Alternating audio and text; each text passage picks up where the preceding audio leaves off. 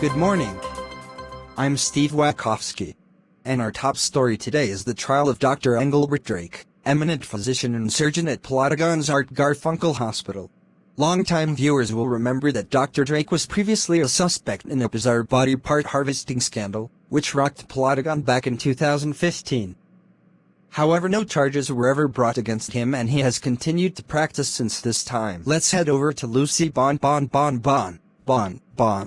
who is standing ready, over at the court building. Lucy.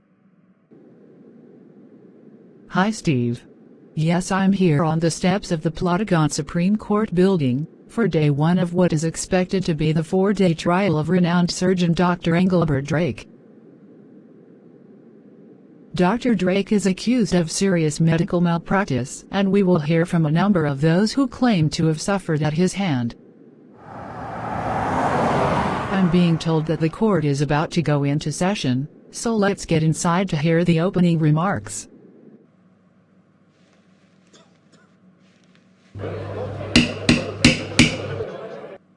Silence in court. Dr. Engelbert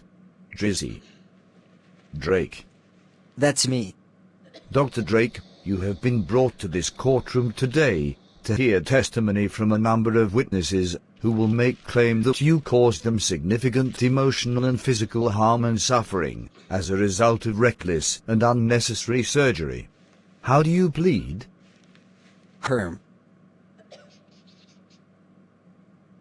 Okay. Go on then. I'll say not guilty. Should be good for a laugh at least.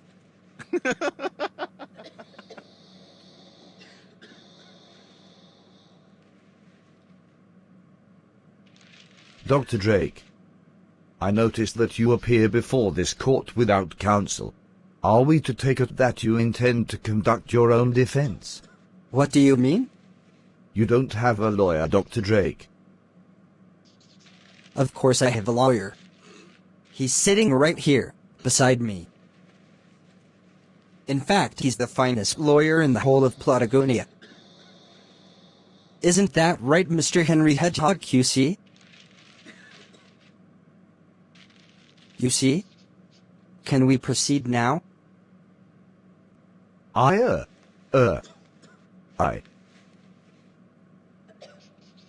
guess so. Bailiff, will you bring in the first witness, please? Can you state your name for the court? Yes. Yes, I can.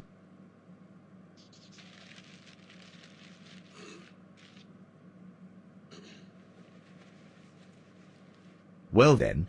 Very well, thank you, apart from having this stupid bloody cat sewn to my head. No, not. Are you well? Well then. State your name for the court. Oh. I'm Hildegard Euphonia Trumpington Smythe the 12th. Dr. Drake. Please. Sorry, Your Honor. Teehee. Really? Yes, really. Why does everyone keep saying that when I tell them my name? I'm sorry, Ms. Trumpington Smith. Trumpington Smythe the 12th. Whatever.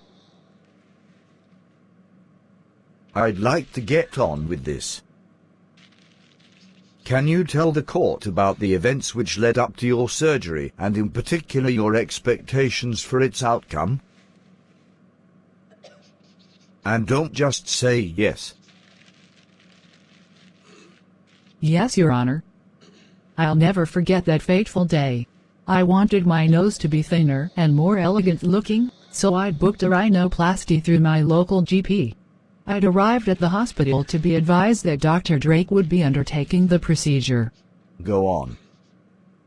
I looked very different to the woman you see before you today. I was beautiful, alluring, and all men desired me. Dr. Drake, I won't warn you again. Please continue. Well, I know you will find it hard to believe, but I'm actually only 27 years old. So what happened next? Well, I was taken into the theater where Dr. Drake was supposed to talk me through the operation. It's fair to say we didn't exactly hit it off. So, Miss Smith, It's Trumpington Smythe. The 12th. Actually. really? Yes, of course, really. Oh. Okay. Well, miss, whatever you want to call yourself. I'm afraid you're going to have to get that filthy mongrel the hell out of my sterile operating theater. I beg your pardon. How dare you refer to Count Wuffington like that? He's my little babykins. Aren't you? Yes, you are. And Mummy loves you so much. Doesn't she?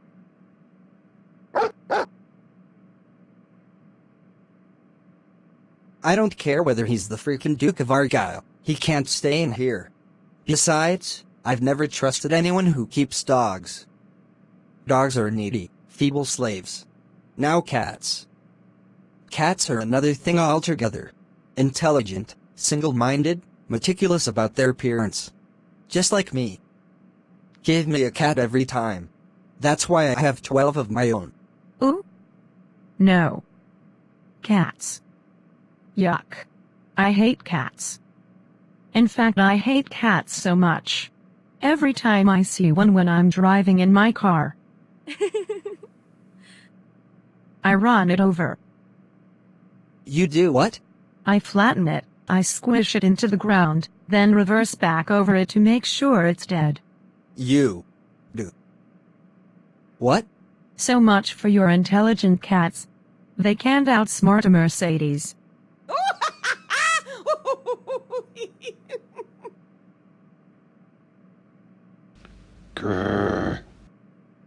So doctor, when is my operation? I'm keen to get back on the road, if you know what I mean. The nurse will take you to the patient room where you will be prepped and given your general anesthetic. The next time you see me, you'll look very different. Very different indeed.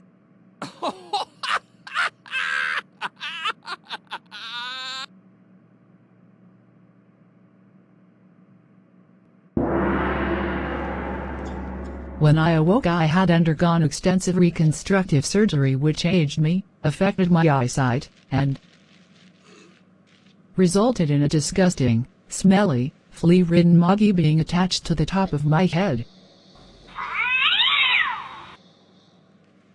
So why haven't you just had the cat removed?